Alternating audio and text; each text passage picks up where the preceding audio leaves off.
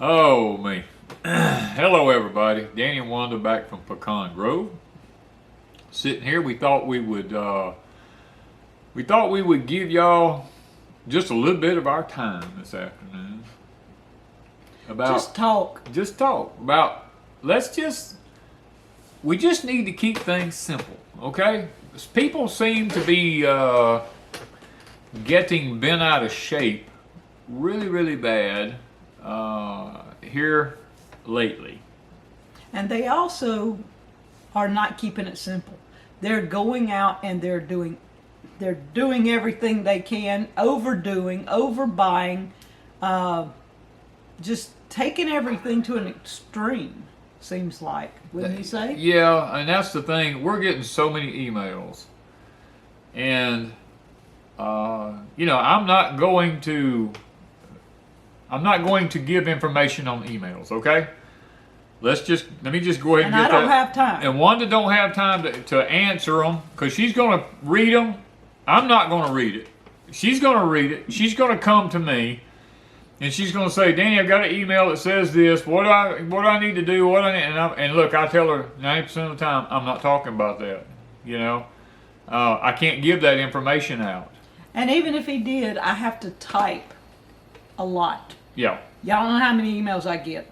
So don't get your feelings hurt if your email just gets deleted because I don't answer questions. Yeah. And very simple ones that I can answer that pertain to gardening or a product or something we've said or done that you want to buy or whatever. I try to answer those. Now, not all those get answered.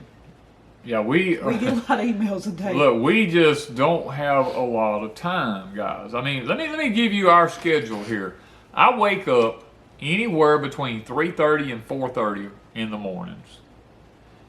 I come in, I run over our YouTube channels, and I try to, at that time of the morning, I try to answer any questions that I can. And Patreon. Which I am so sorry, guys. I've been locked out of Patreon for over 2 months, and I finally got back in. And Wanda don't answer Patreon. Yeah, and Wanda don't answer Patreon. I do. So, it's one of those things that's my time to do that. And then around 5 o'clock in the morning, I start cooking breakfast. And then by 5:30, I get her up. And then usually around 6:30, we're out the door blowing and going, and we don't stop until around 8 o'clock at night. Outside, I'm talking about. And then when we come in, there's many times Wanda's still packing stuff up for Etsy till midnight. Or editing. Or editing a video or something like that till midnight. So we don't have a lot of time to go into in-depth details about stuff. I give what's called general information because I don't want to get in trouble, and I'll use words like allegedly and stuff like that just so that it keeps me out of trouble. But also, when we're talking about these things, you want to give people generalities because I live in Mississippi. You may live in California or New York or Kansas or wherever, and what works here might not work for you, and you have to find your own little ways. Danny gave I think an example the other night about finding a way out of your town in case there's a fire or a hurricane or a chemical explosion, or if you live close to a chemical plant, I'd know a route out. It doesn't have to necessarily be chemical, it can be nuclear. Yeah. So I don't know your town. Right. Only you know your town. I can't give you specifics because I don't know what's around your town. I barely know what's around our town. Yeah. Well, let me give you an example. I had a guy from the military give me a really good scenario here a few years ago. He asked me, he said, I'm gonna throw a scenario out because this is what we do in the service, okay? He said, suppose you're sitting in your home and you get a knock on your door and it's a police officer and he tells you there has been a chemical explosion down the road from you, X number of miles, the wind is blowing in your direction, you have less than an hour to evacuate your property and go and they tell you the direction to go in to get away from it, If you don't and you stay, the possibility of you dying from the chemical is very high. What are you going to do? And I told him, I said, that's a pretty hard call. And I said, well, I don't know. I said, I would have to stop and think. He says, the cop's not going to give you details because he doesn't have time. He's fighting for his own life because he knows the stuff is headed in your direction. And he says, okay, let me throw out the next scenario. He said, suppose you do leave and you haul tail in the direction he told you to leave in, and everybody in the community is gone. And then there was no explosion to start with. And they come in, and the groups of people go through every one of your homes. They steal everything you've got. And when you finally get a chance to come back, because you found out that it's safe to come back, everything you have has been robbed, stolen, you have nothing left. He said, but you left because you trusted someone, because you had no idea if he was telling the truth or not. Guys, that's a very real scenario that could happen. And so what he's saying is, we have lots of distrust now. Yeah. And so you don't know who to trust, when to trust, and it could mean your life if you don't leave. Right. It could mean your life if you stay. I mean, so, that's what we're facing in the world we live in today. And the answer is? And the answer is, you have to make your own decision at that moment, whether you're going to stay or whether you're going to leave. And you have to take your life into your own hands. But if you have settled in your heart, that's where I was going with that. Well, if you settled in your heart and you belong to the Lord and you know your destination and you're not scared of dying, then you can make a rational decision. And some people would say, hey, I'm not going anywhere. Yep. I'm going to take my chances, And then others would say, okay, I'm going to the next town or 2 towns over, and that's the right decision. So if you see, we can't give you decisions. We can't give you individual things, links. Lots of times Danny when he's going through things and going through seminars and different things, I can't give you those links. No, those I links don't even have those links. Those links are not available to people. So people are always asking for links. Just take keywords and go to running and studying. That's all I can tell y'all to do. And just know that you may or may not stumble across that information. Well, it depends, because some of that information is not meant for the public. It's not meant to be out there where everybody can hear it. Because they don't want you to hear stuff, because the gatekeepers prevent many things from being told. And me, because I care, and when I get this information in my hands, I know I can't just come out and blurt out what I would like to say. So I'm kind of like speaking in parables, like not saying I'm like Christ, but like Christ did. Christ spoke in parables. He told stories and stuff like that. Samson did riddles. I try to do riddles. I try to use acrostics. I try to use just symbols, anything like that I can think of while I'm talking. I'll throw something like that in what I'm saying to kind of spark your imagination, to maybe get you to think like, well, hey, he just said this, let me go check this out. And try to see what you can find out. Like the other night, I threw out some states the other night, mainly in North Carolina. My stepson lives in North Carolina, and he's like at ground zero for what I was talking about there outside Charlotte. I mean, I can't sit here and give specific information. I told you South Carolina. I told you Tennessee. One I didn't tell you about was Colorado. There's another one, Washington State.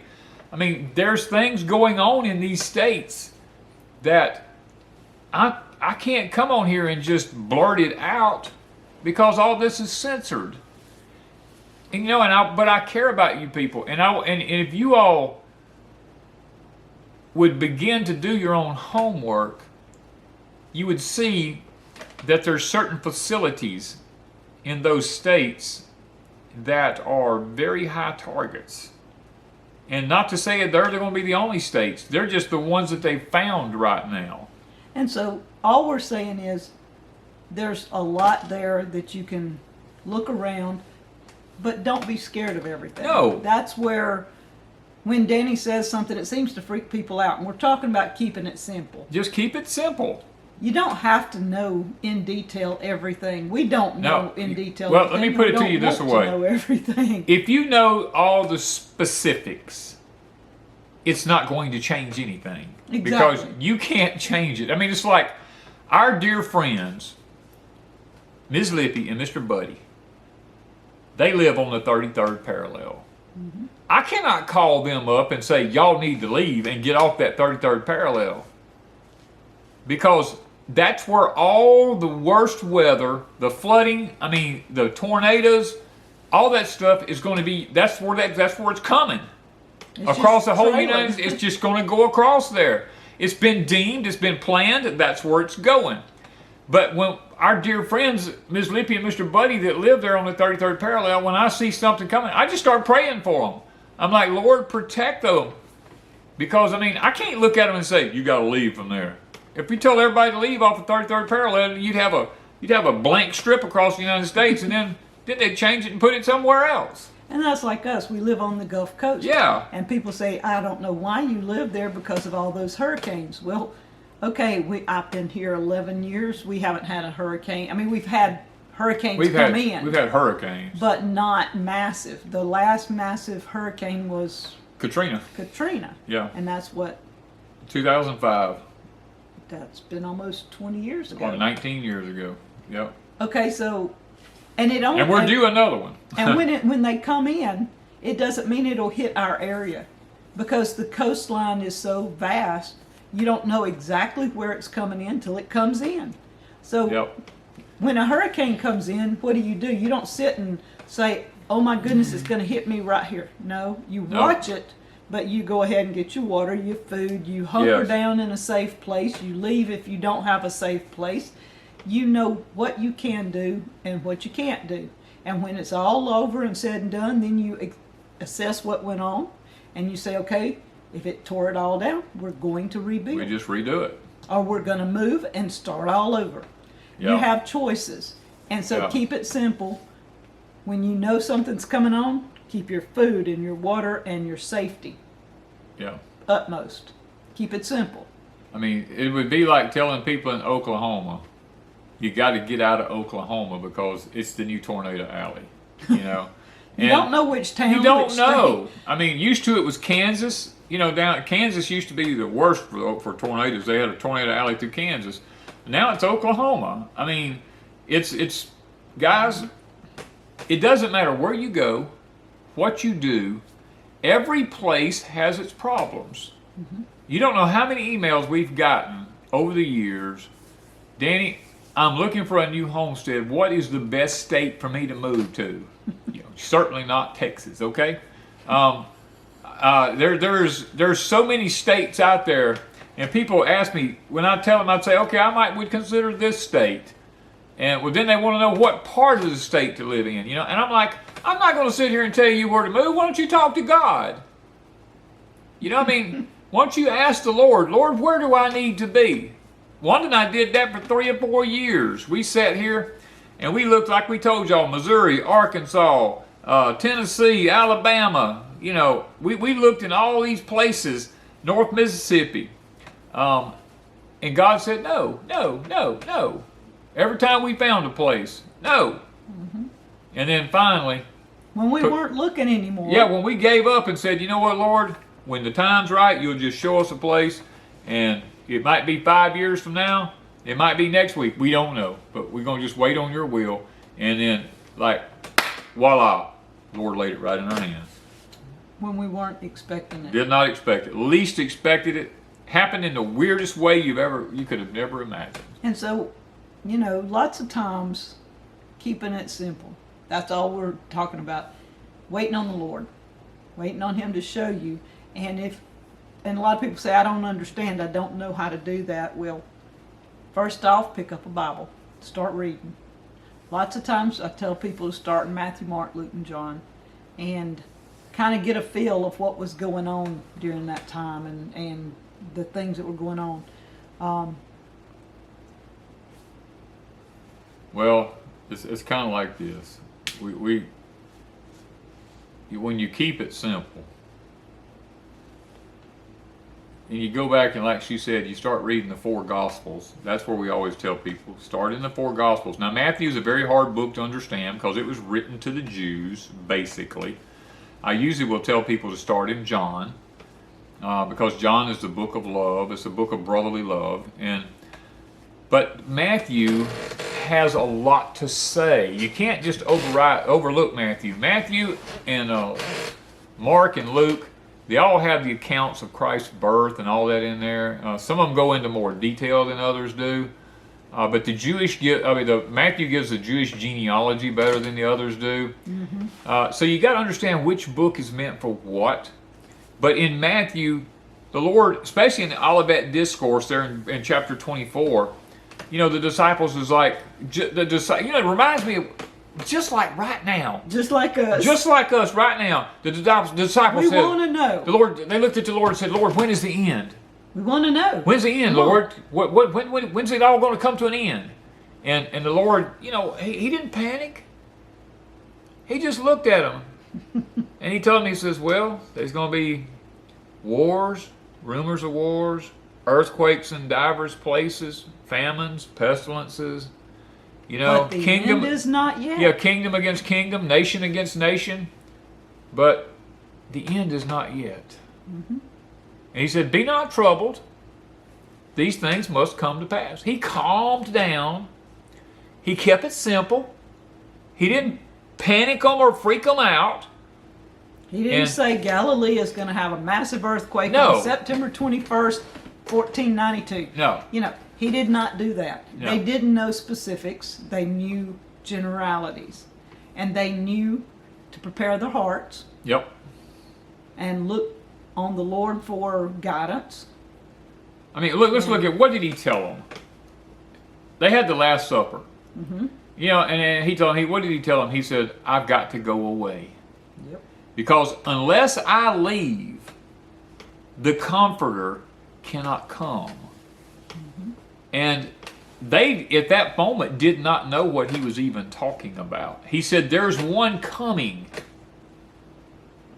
And when Christ left and ascended into heaven, it was like 40 days before the Holy Spirit came, and that's what we call Pentecost, because the Spirit came, and it came up like a mighty rushing wind, because they were in an upper room waiting. I mean, they were sitting up there waiting. He told them, says, just wait. Mm-hmm. And guys, that's where we're at today. I mean, we're sitting here, we tell people, don't panic. Just wait on the Lord. I heard something today, or read something, talking about 41. And it made so much sense. There were 40 days and 40 nights that it rained. Yes. But Noah made it to 41. Yes. And like Pentecost, there was 40 days. But they made it to 41. Our goal is to make it through the 40 days and get to be on day 41. Yeah. And so if you panic on day 1, day 2, day 3, you're going to have a long wait in a panic stage.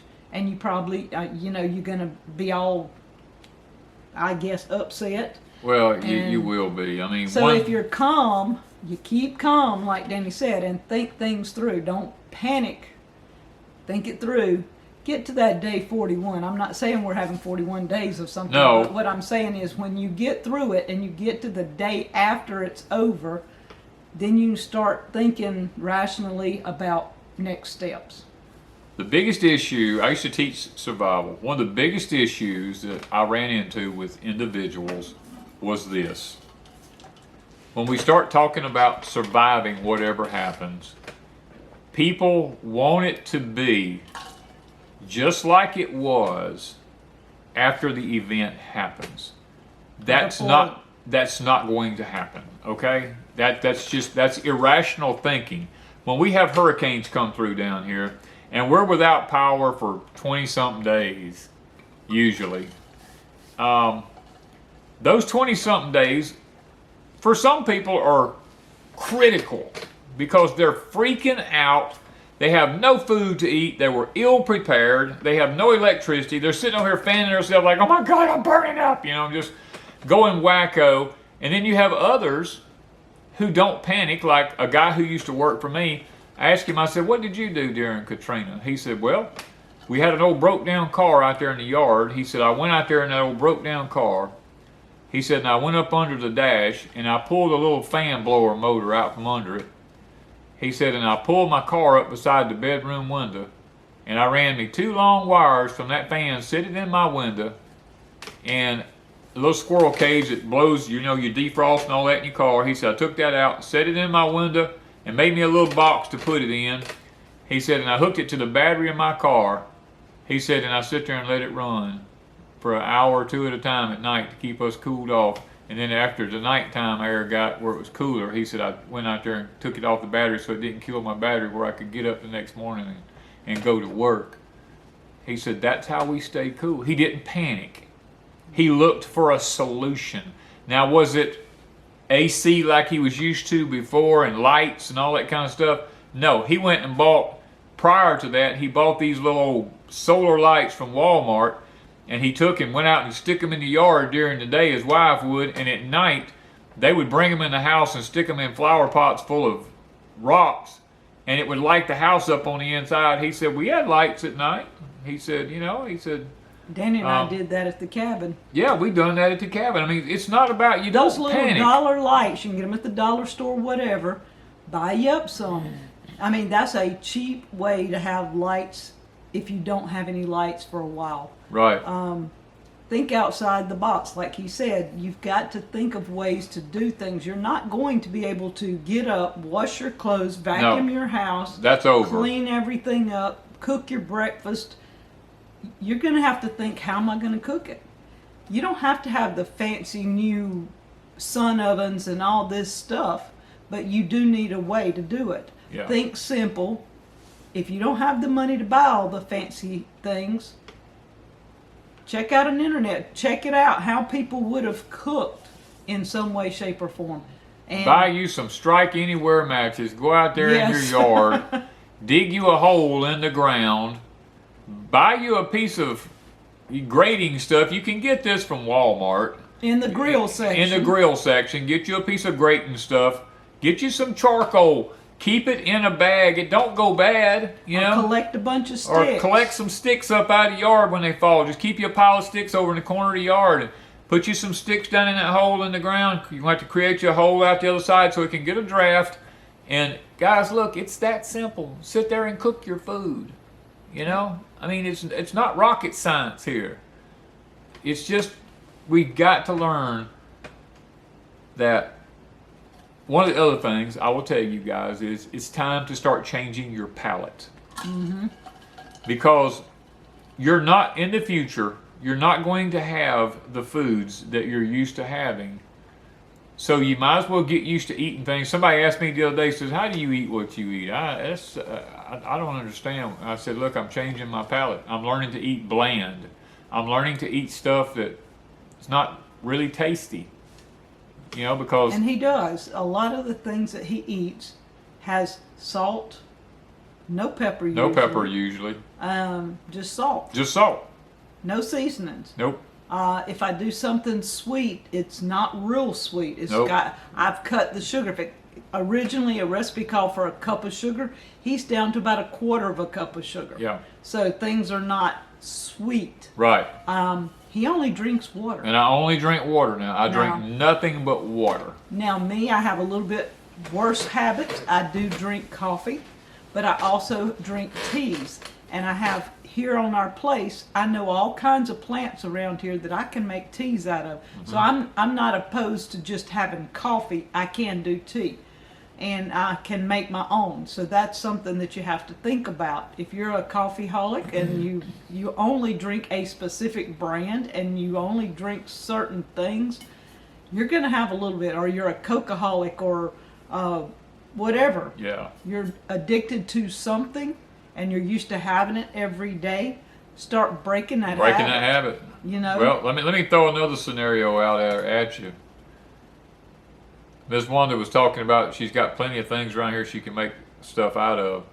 That's only if we don't have a nuclear event. Exactly. Because and that's a very real possibility, because I just mentioned some states that's a high probability in, that if you have a nuclear problem, then everything's contaminated outside. Then you've got to be able to function inside. And you guys see how it changes just that quick? Just that simple. The water's contaminated, the food's contaminated, you know, you're stuck inside and everything's contaminated. So do you have fresh water inside your house? Yeah, do you have a way to get fresh water inside the house or out of a well? Do you have something you can survive on as far as something to eat for a while? Because you don't know how long, and It's usually going to run you about 35 days, I'm going to tell you. And it's hard for us to say, okay, prepare for 2 weeks, prepare for a month, prepare for 6 months, prepare for 2 years. We don't know what situation you'll have. We don't know what situation we'll have. It's just like if you lived in Tennessee, and Tennessee's full of nuclear power plants, and one of those nuclear power plants gets damaged, and the prevailing wind is coming out of the west, blowing to the east, and the plant that got hit was, let's say it was around Cleveland. Well, the people over on the other side of Tennessee, like Jackson, Tennessee, is not going to have to worry, because the prevailing wind is going to take it to the east. It's going to take it toward North Carolina and over into those areas over in there, you know. So you just got to use some wisdom.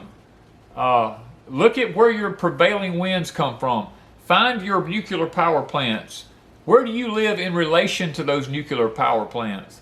Chemical plants also. Chemical plants. I mean, you're just down think about the river that. of a chemical plant, know where the water travels. Know the water. Like Wanda says, know like where. I mean, with us, the big issue with us is the Mississippi River. It's over on the other side of New Orleans over there. We've got the Pearl River. We've got the Pascagoula River. We've got the Biloxi Rivers. We have all these rivers here where we're at, the Chutica Bluff Rivers. Well, you got to think. We're downstream from everything. We're no matter what happens up north, it all comes down. It all to filters us. down. And so that's going to be one of our big deals, is to watch that. Yeah, we have to have a water filtration system that can take stuff out of the water. I mean, you just have to use common sense and keep it simple. I mean, that's the whole thing about this video, is just keep it simple. And we're not sitting here going to spend all night talking about this, but we thought we would just take a few moments, do this little quick video, and say, guys, look, we love all of you. There is no safe place, okay? Just understand that. Don't send me any emails wanting to know about what's happening in these states. I'm not going to answer. Guys, your home is your safe place for now. That's all you can do, and you just pray about it. And when you see danger coming, what is the scripture on? A wise man sees the destructions coming, and he makes provisions for it. I mean, that's a paraphrase. It's not word for word, but that's the actual meaning of it. It actually says a prudent man in the King James Version. Best my memory serves me correct. A prudent man. That's where we're wanting you guys to be. You know things are changing. You know things are happening. Will it happen tomorrow? Will it happen next week, next month, next year, 10 years from now? We do know that there are some things that are very high probability, and we're going to get off here after I say this. Very high probability. We are now deploying troops across the water, vast numbers of them. And we also have the Soviet Union 90 miles off the coast of Florida maneuvering. That's not good, okay? we're really in a crunch mode right now as a nation, and we have no leadership. So it's time for us to all put our thinking caps on, but keep it simple, calm down, don't panic, and look. And people always tell me, well, I live in the mountains, I'm safe as I can be. I moved to Missouri, or I moved to the mountains, the Appalachian Mountains, or I'm in the mountains of Colorado. Them mountains ain't gonna save you for what's fixing to happen. Okay? Just go ahead and understand that. Make your preparations first of all with the Father. Secondly, get your house in order. Be ready to do what you need to do. And guys, that's all I'm gonna say. We love you, we appreciate you, and thank you for watching. And thank you from Pecan Grove.